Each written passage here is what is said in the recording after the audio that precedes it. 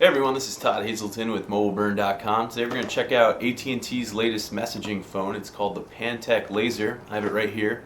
It's their thinnest QWERTY slider phone available, and actually when I first unboxed it, I was surprised. I thought it was another candy bar touchscreen phone until I was going through my notes and realized, hey, it's actually a QWERTY slider. So it's actually pretty cool. I'll show you an unboxing. We'll do a feature tour right now. Alright, here's the box for the Pantech Laser. You can see pretty simple, small box here. Here's the laser itself. You have a 3.1-inch AMOLED display, so it's going to be really colorful and bright. To the left-hand side, you can see there's just a lock button. Nothing on the bottom. Volume keys on the right. And then a little hatch here for a micro USB port on the top. That pops open like so. Also have, there's a screen lit up a little bit. We'll show you that in just a second. On the bottom you have your send and end keys and a return button. And then you can see how thin it looks. It looks, just like any other sort of candy bar touchscreen phone, but believe it or not, it does have that full QWERTY keyboard. It pops out really nicely. Super thin. You can see it's a 4-row QWERTY. Unfortunately, it doesn't have directional keys, but that's alright. Given the touchscreen, you can still interact with the phone just fine. Then on the back here, we have a 3-megapixel camera, no flash. Speakers right here. Should be able to slide this off to show the battery. So you can add a micro SD card there. Here's your SIM card, and the battery doesn't look like we have a rating here. Let's see if we can pop it out. And you get a 1000 milliamp hour battery. Alright, let's see what else is in the box here.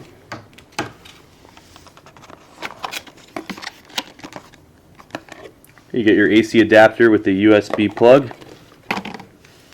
Micro USB here, plugs in like so or into your computer. And then at the bottom of the box you can see here, it's just the regular paperwork quick start guide that you'd expect with any other phone. Let's get it turned on and I'll show you some of the features. With the power button here, I know some of you like to see the phones actually boot up.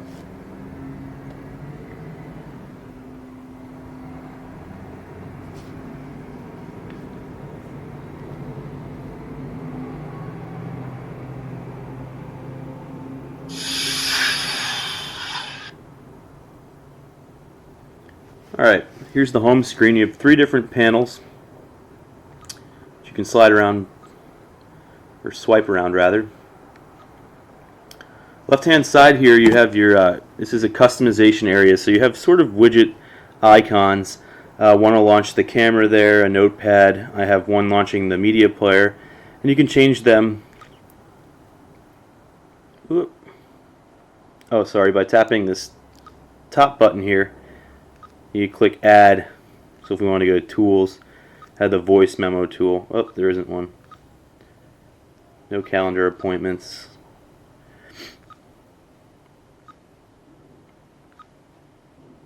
So we want to add that image. And then you get that image there, so it sort of acts like a picture frame.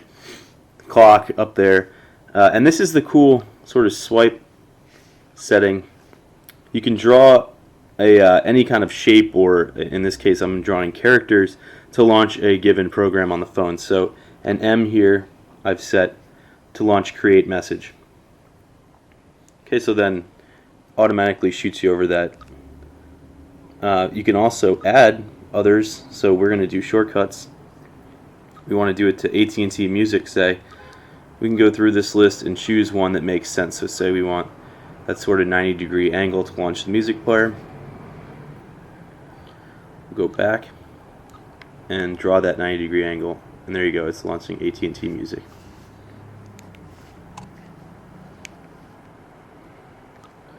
See, you have the option to minimize apps or just close out of them entirely. Clock there on this home screen. Far right's a contact list. You can scroll down the list. If you notice that little bar right here on the right side, that sort of shows how far down you're going. I have my fake Steve Jobs contact here, and you can add others again by tapping this little menu thing and hitting add. Speaking of contacts, here's the list. If you add a new contact, you can add their first and last name, a photo, various numbers and emails, and certain ringtones, and then create groups as well. Here on the bottom of the screen, you have the dial pad. That's what it looks like.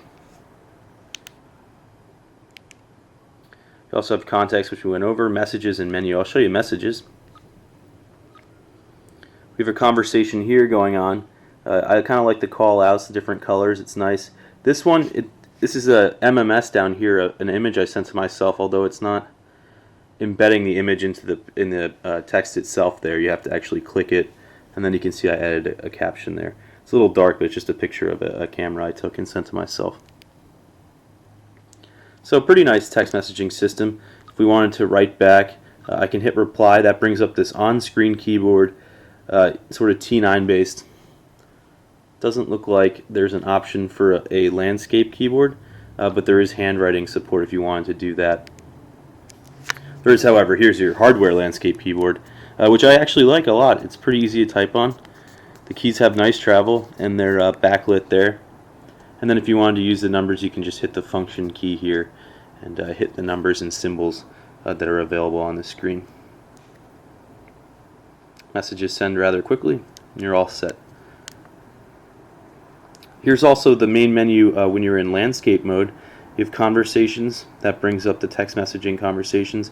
AT&T SocialNet, mobile email. I was having a little trouble with this earlier. I set up a Gmail account on it.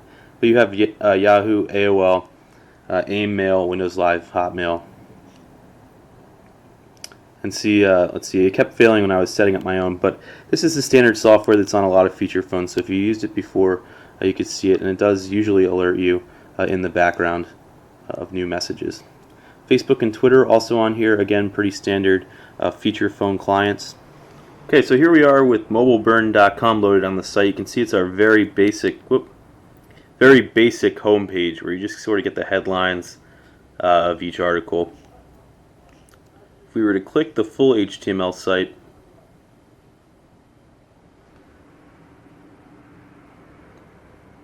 okay, it took about a minute for the full HTML site to load. So here we are looking at it. Really, we're just looking at the top, very left top corner of the website. You can see formatting's really messed up. Text sort of on top of text. Nothing looks right, but if you wanted to grab the content of a full site, here you go. You'd be able to do it. It just it doesn't look the way it would on a smartphone or on a phone that might have a WebKit-based browser. I even think that the browser on the Samsung Impression, which launched a while ago, maybe 2 years ago, was better than this. And the reason I think of that is because it also offered a AMOLED display. So really basic web browser. If you want to go to a new address, you can start sort of typing, and it brings up the menu. There you can click Go to URL. That brings down the option. There's also the options button here, but you have to be very deliberate on every touch, as I said earlier. So that's a quick look at the web browser here, and again, you can exit or minimize it. You get GPS on the phone for voice-guided turn-by-turn directions, and other services from AT&T, such as mobile video.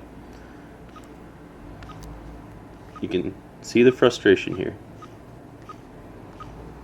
There we go. Other applications, Facebook, Twitter, we showed you that already. There's also My Stuff, which is the music player, and I'll show you that right now. I bought these songs. Oh, it's under audio. From the AT&T Music Store. It was $1.29 each. Okay, I have one here. Turn up the volume. So it actually sounds pretty good, but I kind of am disappointed that it's not even showing the album art. That CD, if we pause it, I'll let you zoom in. It just says music album on it. So no album art supported in here either, and that's kind of disappointing. It's a feature that a lot of phones have these days. Okay, so I think that's everything here. That's a quick look at the Pantech Laser. It's a new feature phone on AT&T. Again, super thin slider. It's available for $99.99. That's with a 2-year contract. Has a 3-megapixel camera. This is Todd Hazelton with mobileburn.com.